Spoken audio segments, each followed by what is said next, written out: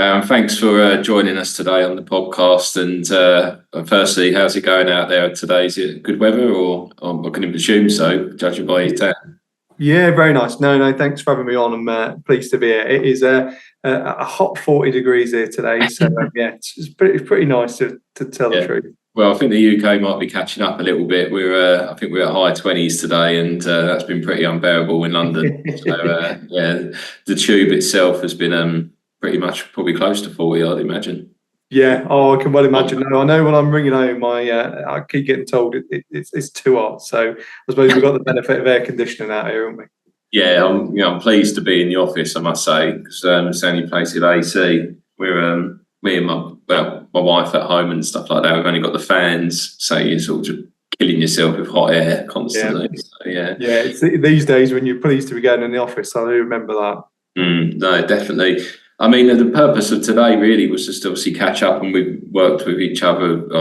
He was a client of mine a few years ago, and you've recently made the move in the last 12 months or so out to the Middle East, and the purpose of the podcast is to bring awareness of the careers available in facilities management. And yourself, you've done something pretty unique. You've stepped out there and transitioned from the UK to the Middle East, and it'd be really good to sort of get your thoughts on how other people could maybe achieve the same if they're in the same boat as you. Yeah, no, absolutely. No, it makes absolute sense. Yeah. So I've got some questions. So I was just going to run through with you. I mean, firstly, Dan, what motivated you to make the transition from the UK? So I've always been a little bit fascinated with the Middle East. Years ago, I started my career in marine engineering, so spent a lot of time with kind of BP and Shell in Singapore and Dubai in particular. I spent a lot of time in that kind of region. So I wanted to go out kind of when Dubai first started getting constructed. I was fascinated with that. I never quite made it. And an opportunity to look at moving out to Oman in probably 2010. And it didn't just quite fit with our family. Right. So kind of last summer, I think myself and my wife had the conversation. My children are a bit older now, 17 and 15. So we kind of felt that the time was right. And I was really fascinated about coming and working in the region. So, within making a decision, I think, sort of 6 weeks later, I was on a plane and on my way. So it was all very quick. Yeah, because I know before we just pressed the record button, we was touching on obviously the cost of living in the UK and things like that. And I think, from people I'm speaking to, that seems to be quite a big motivator to get out there into the Middle East. So I think a huge driver. Yeah, I mean, I think the tax regime and the cost of living in the UK is pretty high now.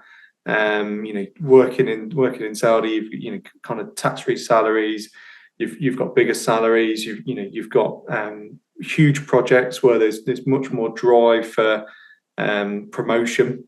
When I first come out, I originally worked in Riyadh, and I worked on a project where I paid for my own accommodation and my own travel and whatnot. Yeah. I now work over in NEOM, so I live in camp. So it's kind of the food's paid for and the accommodation's paid for. So again, it's another benefit if you've not got the cost of living whilst you're out here as well. So yeah, it's a real opportunity to save up a pot of money without a doubt. Yeah, I think a lot of people I was talking to, they've had it in their mind they'd go for 3 years, clear their mortgage off back in the UK, and then come back mortgage free. Because obviously the mortgages are so expensive these days. You're probably going to be adding, if you could clear it off, 3-4 grand a month in some cases, to back in your pocket. So.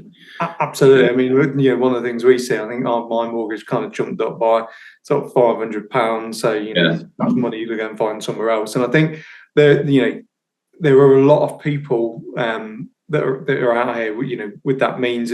There's a whole sort of kind of spectrum. There's the young people that are coming out here for a new adventure and starting off their careers.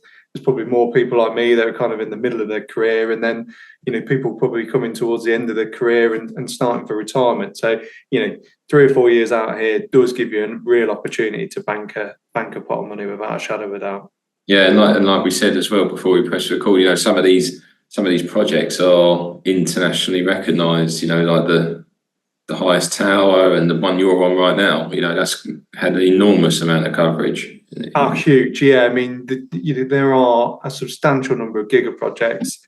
Obviously NEOM, where I'm working at the moment, I particularly focused on the line, but you've got Trojena, you've got Oxagon, we've got Sindala Island, which is coming on soon. We've got Red Sea Global, which is working on the coast, tallest tower in the world being constructed in Jeddah. Numerous projects going on in Riyadh in terms of Qiddiya. You've obviously got the new sports stadiums that are being built ready for the World Cup. So just huge amount of opportunity, A, to come and get a role out here, and B, to be involved in some of the biggest projects, I'll probably ever see in my lifetime, and all of the benefits that come with that.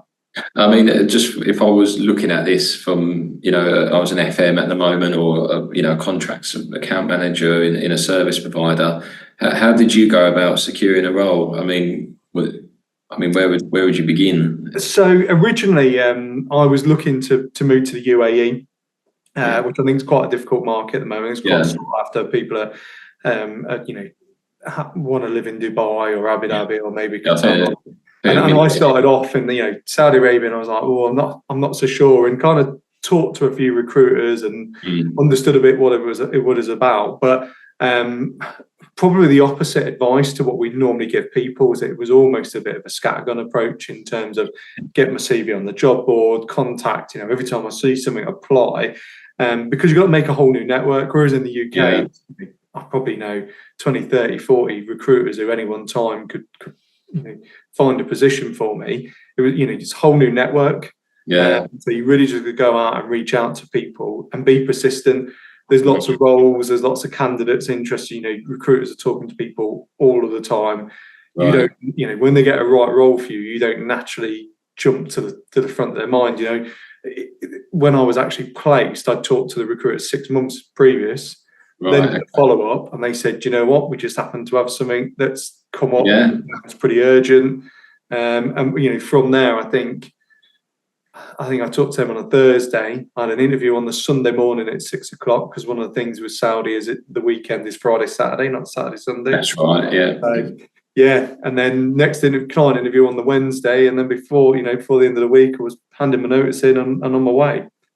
Yeah. Wow. So I mean, so would you say it's really, you really got to be committed to this? This isn't something whereby you can just dip your toe in the water, have a load of offers thrown at you, and you can sort of pick and choose. I mean, you've really got to have your mind made up to committing to moving. I think so. Yeah, I think you've really got to consider, the move. Particularly me with a family. How was that going to work? And we left it pretty open-ended, which I probably wouldn't recommend. But definitely a lot of people, immediately when I came to the region, I then became a recruiting manager and had a number of roles to fill. And some roles which were really suited to people with a skill set from the UK. And I'd regularly talk to people, and it was quite clear that they'd not worked out whether they actually wanted to make the move. So things moved fairly quick. We could go from interview to offer within a number of days to 4 weeks notice. So within a 5-week period, we expected to be getting on a plane, sorting out accommodation, sorting out a vehicle, if you've got children, schooling, all of that kind of thing. So you've got to be pretty committed and pretty aware of the timescales. And I think what works well for a lot of people is probably coming out here first, checking out, working it's for them. Is it the right role? Is it the right city? So it may be that you really love Saudi, but Riyadh's not the one for you. You want to be on the coast, or you want to be on a different project. And then you can start to think about, if I'm going to bring my family, where we're going to live, where are the children going to go to school? There's a fair bit to consider. What would you say has been the biggest challenge then since coming out? For me, in particular with the family, the biggest challenge has been finding that balance. My first role was quite demanding, so a really fantastic role on a great project. It was kind of 6 days a week, so it made getting back to the UK really challenging. So I was really lucky and got picked up for a new role over at NEOM. Get weekends off, we get remote working days, which makes travelling around. We're kind of a 5.5 hour flight into Heathrow. So it's really, I could probably spend 5 hours on a train in the UK going on to Scotland some days. So it's, particularly in our industry, it works really well for us. But, the cost and the timing of going home is the biggest challenge. I think adapting to the lifestyle and the culture I found fairly easy. Still quite a lot of hard work ethic, as we find in a lot of roles within FM. There's demand. You're running an operation. You've got clients. You've got targets to meet. So that bit wasn't particularly different for me. No, I mean, in terms of the engineering side, then, and the standards and things, is it similar to the UK? Are they running off like an SFG 20 sort of style model, or It is in part. I think we're relatively lucky in the UK in that we've got a really mature industry. Yeah, I think it's been developed over a number of time. What we're now seeing here is an explosion in new projects, and FM providers then trying to look at how they deliver and support that. Right. So there are systems and processes in place, and you're right. We do see the likes of SFG 20. We do see Maximo. So we do see BICS. So there's a lot of things that you would have seen in the UK that you're going to see out here. Yeah. It's really around making sure that they're embedded properly and there's an understanding, because there's a whole educational piece of a part of an organisation which are probably not used to working that way. So that's kind of the challenge at the moment, is to come out and really add value. And I think that's one of the opportunities as well, is that you can come out and really make your mark. Whereas in the UK, probably it's day to day running SFG 20. You might come out here where you're going to be doing asset collection, designing the system, uploading, designing the maintenance plan, and doing an implementation, which is probably really different to what you'd see in the UK.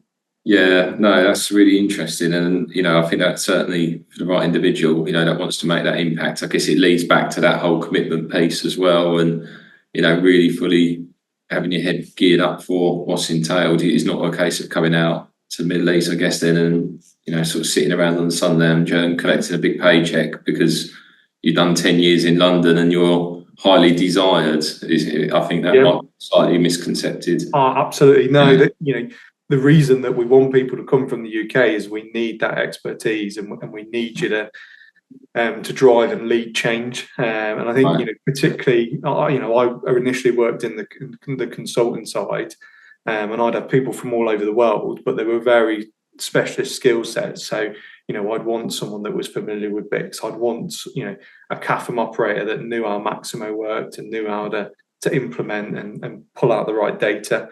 So that's what you're coming out for. And then when you come at, whereas in the UK, you might have a huge team, there might be a big support network, you might have, colleagues in other companies that you can lean on. Yeah. You might find yourself, you're the only one there that knows how to do it. So it can be quite challenging. And the client, like say your superiors and things like that, are they sort of expats as well, or does it sort of tail into more of like people from there? A real mix, really. I mean, there's a real drive in terms of getting Saudi nationals within the businesses and driving it forward. So with my first client, we had quite an extensive Saudi client team. The consultant team was multinational from all over the world, and then the contractor was then a mix of those two. So there's no kind of hard and fast rules around there. But I think there is an acknowledgement that part of the reason that you're coming out over an expat is to sort of train the next generation. Where I am now, we've got a lot of Saudi graduates who are in working alongside a lot of the expats team and taking on that knowledge. They're going to be the next generation of leaders, within these projects. Yeah, how have you found that working alongside those in terms of sort of like a culture fit? Because to be honest, very different background to the likes of me and you. I don't find it particularly different. I think, particularly coming from the UK, the pace of the FM industry is a lot faster. Right. Okay. You need to be able to adjust to a slower pace of implementation, whereas you're probably not as empowered to make decisions quickly as you would be in a UK business. You think a lot of the businesses in the UK now, specifically on service providers, are matrix kind of organisations where the account director or the account manager for that service provider will be empowered to make decisions. We're probably not quite there yet in Saudi, so that takes a little bit getting used used to and that. But in terms of working with the people, it's just really being open-minded and, you know, learning from each other and trying to really understand the different ways of working. And actually what you tend to find is that you talk to people, you know, whether they be you know, from Saudi or whether they be American or Australian or, you know, wherever they're from, you'll find that they've got something completely different, whether that be outside of work or inside of work. You know, it's a real opportunity to meet different people.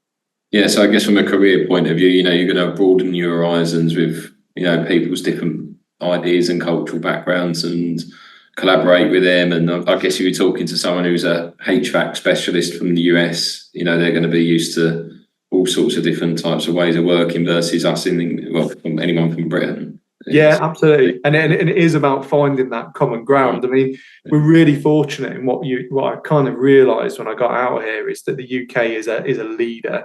Really? Right, okay. In terms of the standards, you know, electrical safety standards, what we've got in RICS, what we've got in terms of safety. So a lot of that translates really well, you know, particularly out here. So you're very fortunate, you pick up them, but you are right. You could be working with someone that's kind of spent 20 years in the region with a totally different set of standards. And it's them finding that common ground and trying to work out, okay, what we're going to implement and trying not to resist the temptation to push what you know. Yeah, it's all a good personal development piece, I guess, in terms of collaborating with people. I mean, if you're like yourself and, you know, you're out there and you're in camp and so forth, and you're out there on your own on the other side of the world to a certain degree, or halfway around the world, and your family's back home, I mean, socially, I mean, what is it like? You know, is there other people like yourself? Is it sort of, you know, going out and, you know, grabbing a drink? I wouldn't say a pint. I'd have to slip up there, but you know what I'm saying. Yeah, is it like that, or, you know, or is it? Can it be a bit lonely at times? I mean, on a real level. So I think it's generally what you make it. So I'll talk about two things. So firstly, when I arrived in Riyadh, that was quite different for me, but I was really lucky in that, you know, I had a really good boss who looked after me and did some of that social interaction and invited me to barbecues and made sure I was, you know, had a good place to live with a good community around me. Kind of hooked up with some of the guys at work, and we'd play paddle and go to the gym and whatnot. So, you know, Riyadh's got an abundance. So, you know, been and watched Al Nasser, we had Formula E, there's concerts there are amazing restaurants to eat at. There's lots to do. Thinking about it now from a camp life position. So, you know, in NEOM, if you come and work here, you live almost like on a university campus, I suppose. Yeah, that's what I was kind of picturing. It was like a first day at uni sort of vibe where everyone doesn't know each other and everyone's putting their best foot forward, trying to make friends, if that makes sense. Yeah, it is, you know, particularly the block I live in now, we all kind of joined around the same time. So you'll have bumped into people at induction sessions or you'll have seen them elsewhere. But I mean, there is so much to do in terms of, you know, we've got a fully equipped gym, you know, we've got paddle courts, tennis courts, swimming pools. I now play lots of football. There's a couple of guys on camp that are, you know, that previously run sort of kickboxing and Muay Thai, so they'll classes on.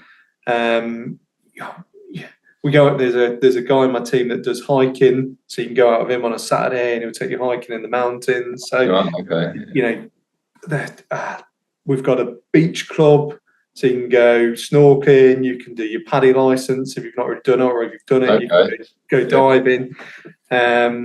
What else have I done? We've been up to Jordan. So Jordan's kind of 3 hours away in taxi. So been up and spent a weekend in Jordan, which, you know, somewhere I'd never have got to before. So there is an awful lot to be done.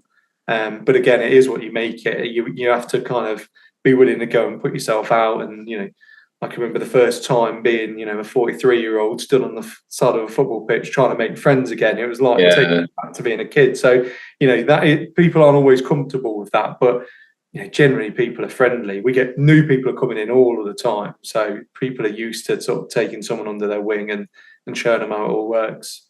Yeah, I mean, it's yeah. I think I'm going to keep referring back to this. I mean, for you to go, if you're someone thinking about going out there, you really got to be committed. I think for a lot of people in their mid-40s or nearly heading for 50, and they're having to try and make friends, and when they've come back from England, where their lives are all very settled, and they're in the midpoint of their life, and they haven't done that kind of thing for decades. I can imagine that really being quite an undertaking mentally. Yeah, I think so. Yeah, I think it is. Finding that quite, difficult. It's yeah, I think it is a real challenge. I think the benefit is everybody's kind of in the same situation. Yeah, lots of people are out here without their families, and most people, are willing to offer and help and show people, how to. Well, can you show me where this is? And people will take you off, or say, don't worry, I'll take you to your first session and whatnot. And there's a kind of a million WhatsApp groups out there. There's different sports that you can do. So there's kind of something for everybody, but it is around that. You've got to make a commitment to go out and do it. Once you do, you'll be welcomed with open arms. It really is. I mean, it sounds fantastic as well. I mean, if you're right up for it, I mean, it sounds like the ideal life. Being honest, everything you're washing and ironing's done, getting paid a ton of money. You got a gym. It sounds like a social life bolted straight onto you. It's people say to me, "What do you think about it?" And I'm like, "Look, it's an amazing project.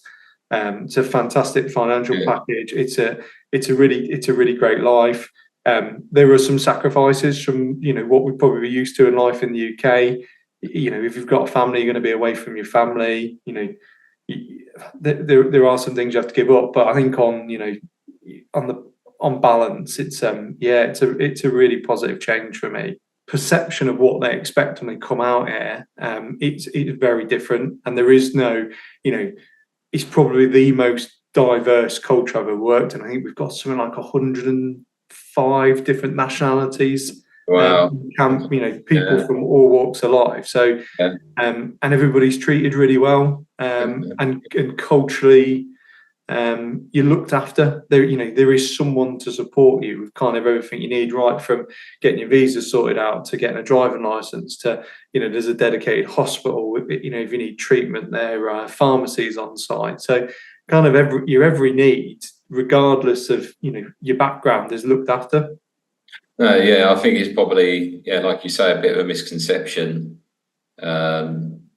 There is a lot of misconception still, and I think people are always pleasantly surprised when they come and realise that it's pretty much like working anywhere else in the world. Yeah, and do you think as well, because obviously the types of people that go out and commit to this kind of project and things, they're naturally of a certain background and I guess mindset. So you could argue really they're the sort of the best of the best in a certain degree, and you're working with them day in, day out. So you're only going to get better yourself. Absolutely. I think a lot of people are keen to get into the region, whether it be into one of the major cities or one of the bigger giga projects. So for every role that comes up, there are way more applications. Yeah. So you tend to find that you're working with some of the best people in the world. Yeah. But you're right, that open-mindedness, you tend to find there's a lot of extraordinary people out here, and their approach to adventure and getting out and about. So if you're that type of person, your tribe is here, kind of thing. Yeah, and also what we sort of said before we recorded was that as well, your visa is attached to the employer, isn't it? So I guess if you're going to play up and not deliver, you're really going to get booted out of the country. So I think that's one of the things that's useful to know, is that you need a sponsorship to work in the country. So your visa is attached to your employer. So it's something to be aware of, particularly within your first year. The HR regulations are different. So if you want to move within your first year, you'd need to move employers, you'd need permission from your employer. So I think that's something that people aren't always aware of. But beyond that, once you're kind of where we are now, we get kind of 12 months visas. So we can kind of kind of come and go as we please. One of the things that always surprised me when I get to Heathrow, they'd always check that I've got a valid visa to come back in, which is different. That's something you wouldn't get anywhere else. But it's a 2-minute check, and I show them everything's done on an app out here. So there's an app for absolutely everything. So you show them an app and show them my absure and say, "Yep, there I go," and go on my merry way. Fair enough. And I mean, in terms of a sort of a tax implication, then I mean, where you're out the UK for such a long period of time, I guess HMRC leave you alone and wave you off, but they can't wait for you to get back, I guess. Yeah, absolutely. Yeah, so kind of one that you need to make sure you get some good advice and get yourself set up. And kind of my personal situation is that not only was I tax-free when I moved out here, but because I moved out kind of 6 months into the year, so I moved out around September time, I was going to split tax year, which meant I got a reimbursement of some of the tax that I paid for the previous 6 months I worked in the UK. So I got a bit of a double bonus. So, again, got some good advice and, paid off well. But it's well worth checking, especially if you're going to go back to the UK on a regular basis. Get some good advice in terms of how long you can be back. At the moment I can spend kind of 90 days up to 90 days back in the UK, and that will differ for different people. But it is something to be aware of, that there are limitations and rules, otherwise HMRC will be knocking on your door again. And would you go to an accountant for this, or is it like the application? Do they help you with that kind of thing if you get successful, of course? So I talk to some people, and generally, a lot of people are in a similar situation to me. So they give me some solid advice. But I reached out to a sort of international tax accountant and explained my situation, and then they give me all the various scenarios. So they go into it in a lot more detail. And there's lots of other benefits that I've yet to even look into but there are rules and regulations around your investments, how you would return to the UK, what you would do in terms of your pension, if you're lucky enough that you've got a bit of an investment portfolio in the UK, how you manage that. So I think getting some good advice on bits and pieces like that's a real advantage. Yeah, I mean, I don't know if this is absolute tosh or if I'm making this up, which I possibly am, is I think if you buy property back in the UK and you're not a resident, you don't pay stamp. Is that right? I'm not sure, to be honest. No. It's not something I know too much about. But I know there are benefits and there are ways to set your accounts up, because generally people that have been out in the region for a fair amount of time do tend to have properties that they rent out back in the UK. Being the other side of the world, you need people to manage them and look after them and look after all of your tax affairs and whatnot. So it's pretty commonplace, and there are so many people. I get contacted regularly on LinkedIn. I think people think that now I'm out here, I'm a millionaire and I've got money sat there that it's getting eaten by rats. It's not the case just yet. That wall behind you is actually full of money. I wish. And fine. I mean, obviously, I appreciate time's sort of running away with us, and you're a busy man. I mean, have you got any sort of final thoughts, I guess, for anybody that's looking to come out and join your people? So I think the key things is to really, particularly if you're coming out and you've got family, is to really do your research and look at where's going to be best for you and make sure you're committed to the decision. I think once you're committed to the decision, it's really then about being patient and finding the right roles. The roles are out there. You've just got to be persistent about it and ready to go at relatively quick timescales. It's a big decision. You mull it over, and then all of a sudden you're moving pretty quickly. No, but it also sounds like an adventure of a lifetime. So 100%. Yeah, no, I wouldn't. Given the chance again, I'd do it all over. Brilliant, fantastic. Well, thanks so much, Darren, and taking the time out of your day to have a chat with me. And I'm hoping if anyone is watching this, it's useful. And if they wanted to reach out to you, could they do so on LinkedIn? Yeah, absolutely. More than happy to. Yeah, I've had a number of people that have reached out. I wish I had someone that I could talk to when I wanted to come out. So yeah, if anyone's watching it and has got any questions, just drop me a message. You find me on LinkedIn. So and I'll get back to you. Brilliant. No, thanks very much, Darren, and thanks for your time. No problem. Thanks, James. Thanks.